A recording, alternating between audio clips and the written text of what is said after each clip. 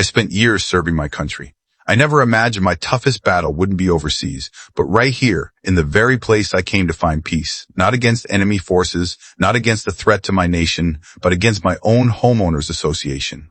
And the trigger for that battle was the American flag, not flown in disrespect, not displayed in defiance, not oversized, not blocking anyone's view, not making noise, not causing damage, just a flag raised on a simple pole near the front porch of my home, a flag I'd looked at for decades. A flag I once saluted with pride. The same flag I watched draped over the coffins of men and women I knew personally, people who served beside me, people who didn't make it home. When I bought this house, I thought I was closing the door on conflict. I thought the quiet streets and well-groomed lawns meant stability, normalcy. I'd finally earned that after everything I'd seen. For the first time in a long time, I felt like my life was settling. When I put that flag up, it was more than decoration. It was a symbol of survival, of sacrifice, of love for my country. It was a piece of my story. Little did I know that decision would drag me into a fight I never asked for. 3 days after raising the flag, I received a letter from the HOA. No greeting, no introduction. Just a printed violation notice in bold letters. Unauthorized flag display. Remove immediately or fines will be applied. At first I laughed. I genuinely thought it had to be a mistake. It's the American flag, I thought. Who would have a problem with that? Maybe there was a misunderstanding. I figured I'd call them, explain the situation, and it would be cleared up. That optimism lasted exactly 24 hours. The next day, there was another letter. This time it stated, first fine applied, 100. No response to my call, no clarification, no conversation. Just the beginning of daily financial punishment. Day 3, another letter. Fine doubled to $200. Day 4, $300. Day 5, $500. Every morning before I even stepped outside, I could feel the weight of it. Not the fines. That was money. Money can be earned back. What hit me was the principle. Being told I couldn't fly the flag that meant everything to me. Being treated like I disrespected something I once risked my life to defend. I would stare at that piece of paper and ask myself, is this really happening? Is this really what I'm being punished for? A flag? My flag? OUR flag? But here's the thing. Anyone who's ever served will understand when you faced worse, you don't back down easily. I didn't survive what I did just to come home and comply with something that didn't make sense. Still, the pressure was building.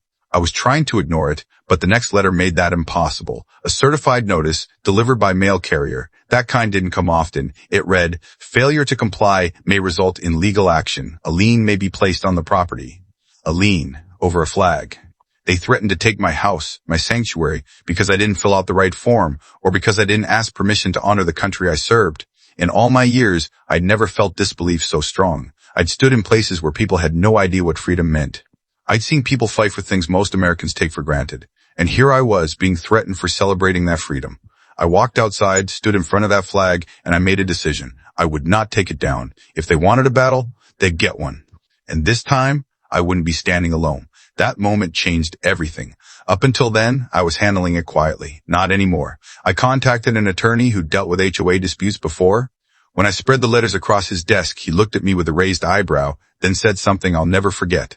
They might have picked the wrong person to fight. We drafted a response. Formal, strong, citing state laws, and referencing federal protections related to respectful flag display. The letter demanded justification, proof of a violation, clarification of how an American flag broke community standards. I sent it and waited. 3 days passed. Nothing. No calls, no letters, no fines. Silence. And then everything changed. A neighbor came to my door, said, "Are you okay? I saw something online." Someone had posted about my situation in a local community forum. Another neighbor who knew a reporter had passed the story along. That evening, a local news station asked if they could talk to me. I said yes. When the story aired, the impact was immediate. My quiet neighborhood suddenly wasn't so quiet. People started knocking. Some were veterans. Some weren't. Some had family in the military. Others just believed this was wrong. They stood with me. Support grew. And with it, pressure. The HOA board called an emergency meeting. I wasn't invited, but word traveled quickly. Some board members wanted to continue enforcing the rule. Others were nervous about the publicity. What started as a private dispute was becoming a community debate. Then, one board member privately pulled a neighbor aside and said, "It was never supposed to become this big. But here's the truth. They made it big, not me." Another week passed. Then, without warning, a letter arrived. It was short, fines waived, violation dismissed. No further action required, no apology, no explanation, not even acknowledgement, but the fines were gone, and the flag, still flying. If you ask me what I felt in that moment, I'd say relief, but also frustration, because it shouldn't have needed lawyers, it shouldn't have required media coverage. It certainly shouldn't have taken support from the entire community. It should have taken common sense. This wasn't just about money. It was about what that flag represents to me, to others, to every person who's watched it fly in hope, fear, pride, or grief. A symbol is only powerful when people respect it. And no paperwork, no regulation, no board decision could make me respect it less. Some might say I overreacted. Maybe I should have just filled out the form. Maybe I should have taken it down and reapplied. I know that view exists. And I understand it. But I also know this. Sometimes it's not about what you have to do. It's about what you won't compromise. This experience taught me something important about HOAs. They're meant to maintain neighborhood standards, protect property values, keep things in order.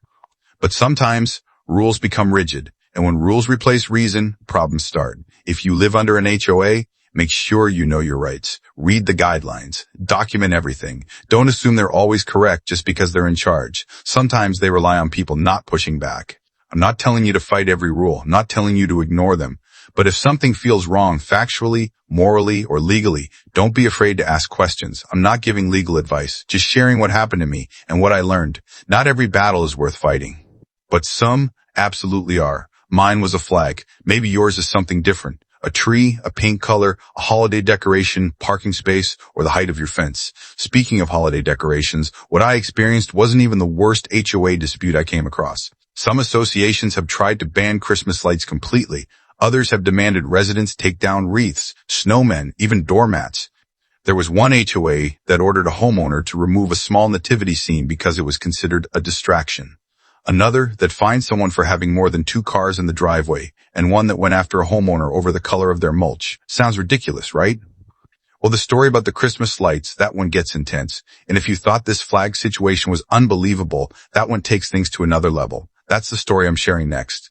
Before I finish, let me say this. I still live in this community. I didn't move. I didn't give in. I didn't hold a grudge. But I did choose to stand firm when something felt unjust. And if this story helps even one person find the courage to speak up, then maybe all of this wasn't just a hassle. Maybe it had purpose. So if you've ever felt like a small rule is being enforced in a big way, if you've ever felt unheard, pressured, or cornered by a system that should exist to protect, not punish, then this channel is for you. You're not alone. There are thousands of stories like mine. Some are funny, some are unbelievable, some are heartbreaking. And I'll be telling many of them right here. This was my true story. One man, one flag, and one HOA. And I can tell you now, after all that happened, it still flies outside my home. This has been HOA Find Me for Flying the American Flag. True story.